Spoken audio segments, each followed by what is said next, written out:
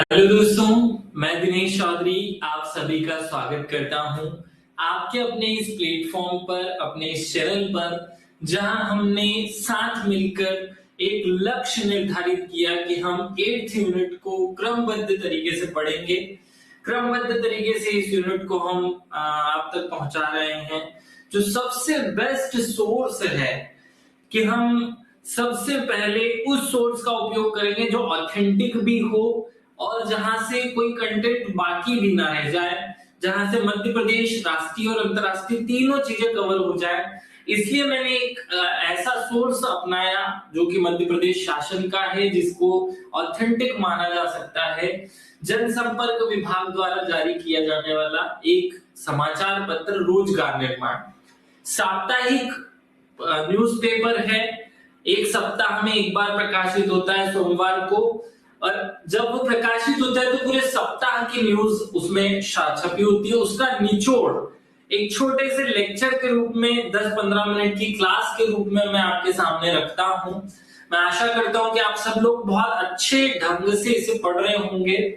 शायद YouTube के students जो हैं उन्हें आवश्यकता नहीं है इन चीजों की, क्योंकि जो व्यूज हैं उससे समझ आ रहा है कि फ्री में जब कोई चीज मिल जाती है तो शायद उसे ना तो मैं समझा पा रहा हूँ यूट्यूब के स्टूडेंट को, और ना ही उन्हें इसकी आवश्यकता होगी, क्योंकि ना तो कोई कमेंट में ऐसा कोई समझ आ रहा है और ना ही व्यूज के आधार पर ये पता चल रहा है कि कोई किसी को फायदा हो रहा है। वहां हम इसे डिसकंटिन्यू करेंगे, लेकिन क्लास के स्टूडेंट हैं, जो 100 बच्चे हैं जो मेरे साथ शुरू से तैयारी कर रहे हैं, उनके लिए ये कंटिन्यू रहेगा। चलिए अब आगे आते हैं। हम आज 7वें अंक रोजगार निर्माण जो न्यूज़पेपर है उसके 7वें अंक या अंक 7 की बात कर रहे हैं। इसके अंदर की जो पहली न्यूज है वो आपके सामने रखी हुई है।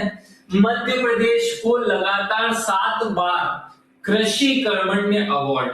सबसे बेहतरीन प्रश्न बन सकता है कि मध्य प्रदेश को टोटल कितनी बार कृषि कर्मण्य अवार्ड मिला है। 3 जगह है ये जगतर कृषि, भूगोल में भी है, छठी यूनिट में भी कृषि है, और करंट अफेयर्स में कृषि की बातें चलती रहती हैं। आप सबको ये याद होना चाहिए कि ये हमारे सिलेबस में 7 बार पूछा जा चुका, 7 बार हमको मिल चुका है।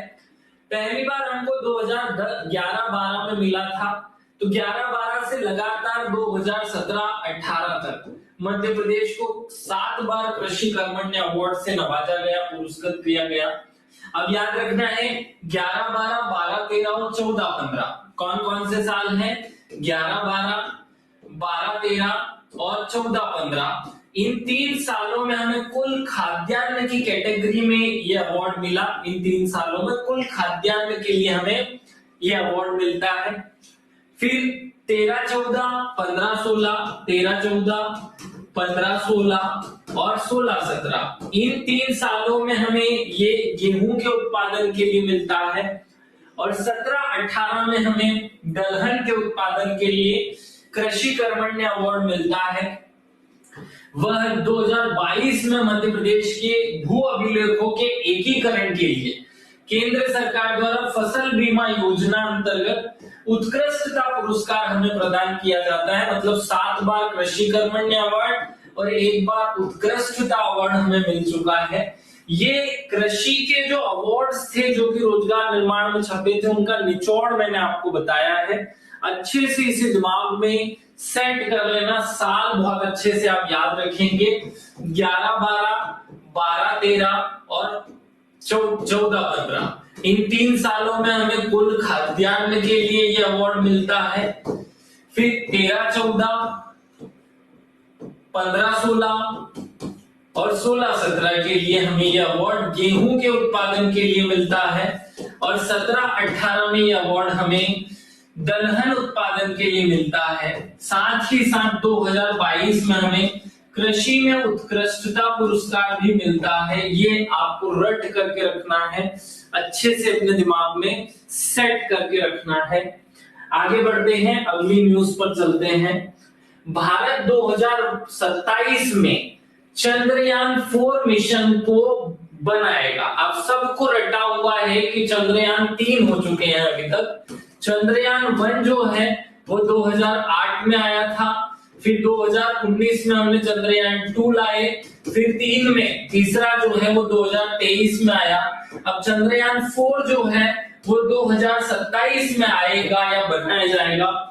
विज्ञान एवं प्रौद्योगिकी के मंत्री जितेंद्र सिंह ने बताया कि 2027 में हम चंद्रयान 4 मिशन लॉन्च करेंगे। इस मिशन का उद्देश्य होगा चंद्रमा की सतह से चट्टानों के नमूने एकत्रित करके पृथ्वी तक लेकर के आना। इसमें जो प्रक्षेपण के लिए हम प्रक्षेपण यान को यूज करेंगे वो LMV-3 होगा, या LMV-3 के माध्यम से 5 उपकरणों वाला एक उपग्रह अंतरिक्ष की कक्षा में या अंतरिक्ष की जमीन पर भेजा जाएगा। शांति से एकदम ढंग से बैठ करके रखना, क्या न्यूज बताई है कि 2027 में हम चंद्रयान 4 भेजेंगे। ये एक आपका अपकमिंग खबर है। अब हमें बेसिक याद है कि 2008 में चंद्रयान 1, 2019 में चंद्रयान 2 और 2023 में चंद्रयान 3 गया था। ये 3 उपग्रह भेजे गए थे, या 3 बार हम चंद्रयान भेज चुके हैं। चौथा जो होगा वो LMV-3 नाम के प्रक्षेपण यान के माध्यम से 5 साथ में उपकरण लेकर जाने वाले एक यंत्र के रूप में इसे भेजा जाएगा, या ये मिशन भेजा जाएगा। सेट कर लो अपने दिमाग में, हमारे सिलेबस में है ये चीजें। अगली न्यूज है, गरीब बंदियों को सहायता देने में मध्य प्रदेश देश में प्रथम। बहुत अच्छी न्यूज है। गरीब बंदी मतलब ऐसे लोग जो गरीब हैं और जेल में बंद हैं, उनकी बात की जा रही है। गरीब बंदियों को जमानत और जुर्माना अदा करने के लिए वित्तीय सहायता प्रदान कर रही है मध्य प्रदेश सरकार। और अगर पूरे देश के राज्यों का एक चार्ट बनाया जाए तो उसमें मध्य प्रदेश प्रथम स्थान पर है, सबसे ज्यादा सहायता करने वाला राज्य है। प्रदेश की सभी जेलों में हमने ई-विजन या ई-प्रिजन नाम की जो है इंटरनेट या एक डिजिटल सुविधा दे रखी है।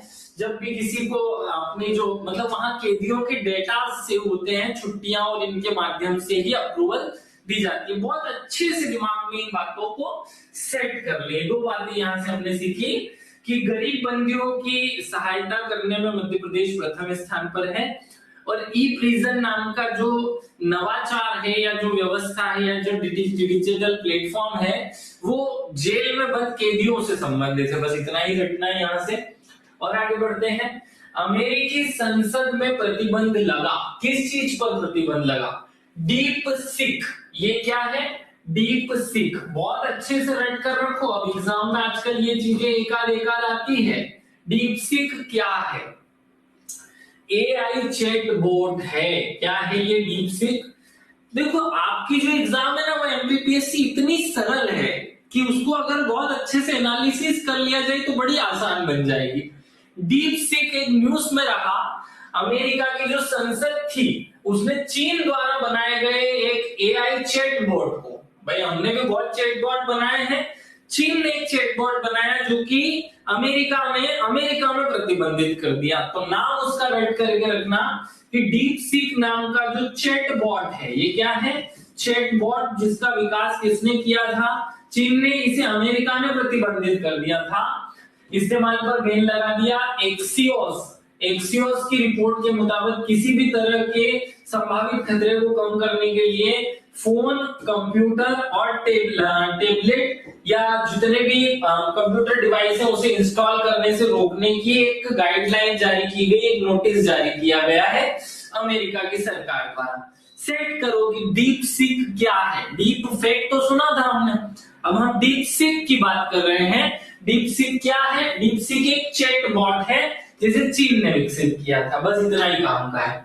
देश का पहला राज्य जहां राइट टू डाई, मरने का अधिकार, भाई जीवन का अधिकार तो संविधान ने दिया, लेकिन मरने का अधिकार वो भी सम्मान के साथ मरने, सम्मान के साथ मरने का अधिकार देने वाला भारत का कौन सा राज्य है? आप सबको याद होना चाहिए कि कर्नाटक नाम के राज्य ने अपने राज्य में एक कानून बनाया है कि जब भी कोई व्यक्ति ऐसी अवस्था में होगा कि वहां जीवन नहीं जी सकता, बहुत समय से वेंटिलेटर पर हो, उसके ऐसी कोई बीमारी हो गई हो जिसके ठीक होने की संभावना शून्य हो गई हो, और अगर डॉक्टर प्रमाणित कर देता है, डॉक्टर ऐसा प्रमाणित कर देता है, तो इस स्थिति में उस व्यक्ति को स्वैच्छिक मृत्यु या सम्मान के साथ मरने का अधिकार है।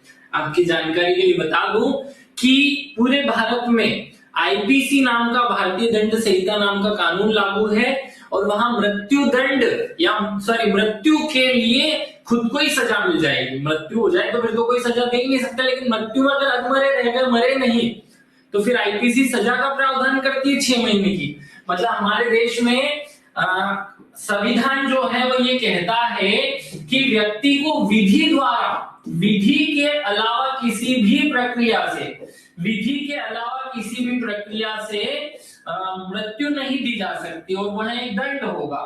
तो इससे उल्टा कर्नाटक की सरकार ने कानून ही बना दिया कि भैया ऐसा अगर प्रमाणित हो जाए तो ऐसी स्थिति में उस व्यक्ति को एक बोर्ड बनाया जाएगा, वो स्वीकृति देगा तो उसे मरने का अधिकार होगा।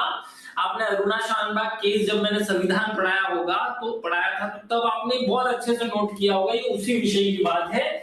और कर्नाटक इस टाइप का कानून लागू कर चुका है, ये भारत का पहला राज्य बन गया है कर्नाटक जहां ऐसा कोई कानून लागू किया गया है। और सुप्रीम कोर्ट ने भी, सुप्रीम कोर्ट के फैसले के आधार पर ही वो चीज बनाई गई है, इसलिए इसका कोई विरोध भी नहीं है। ये सम्मान के साथ मरने के अधिकार की बात कर रहा है, right to die with dignity देने वाले सुप्रीम कोर्ट के आदेश को लागू कर दिया है। यह पॉलिसी उन लोगों पर लागू होगी जिन्हें लाइलाज बीमारी है या जिनके लाइफ में, जिनके अस्पताल में लाइफ सपोर्ट सिस्टम पर जीवन अभी चल रहा है। क्या ये बात समझ में आ गई अच्छे से? तो अगले वाले पॉइंट पर चले। अंतरिक्ष स्टेशन पर करेंगे योग। ये कौन भैया है ऐसे? इनका नाम है सुधांशु शुक्ला। क्या नाम है? सुधांशु शुक्ला। ये जो सुधांशु शुक्ला है ना, आपकी परीक्षा के हिसाब से सुनीता विलियम्स से कम इंपॉर्टेंट नहीं है। कौन है सुधांशु शुक्ला? ये नासा के एक्सियोम मिशन 4 के एक सदस्य हैं। कौन है ये? ये भारतीय वायुसेना के एक लड़ाकू विमान के पायलट हैं। लड़ाकू विमान के पायलट हैं। विमान के पायलट हैं, याद रखना। और ये अब अंतरिक्ष स्टेशन में हमारे अलग अलग मिशन में शामिल हो रहे हैं, बहुत अच्छे से याद रखना। लड़ाकू विमान के पायलट शुभांशु शुक्ला नासा के एक्सियोम मिशन 4 पर 14 दिन तक अंतरराष्ट्रीय अंतरिक्ष स्टेशन में रहेंगे। ग्रुप कैप्टन शुक्ला ने प्रेस कॉन्फ्रेंस में कहा कि वे वहां जाकर के अपने आप को मन बहलाने या टाइम पास करने के लिए योग करेंगे।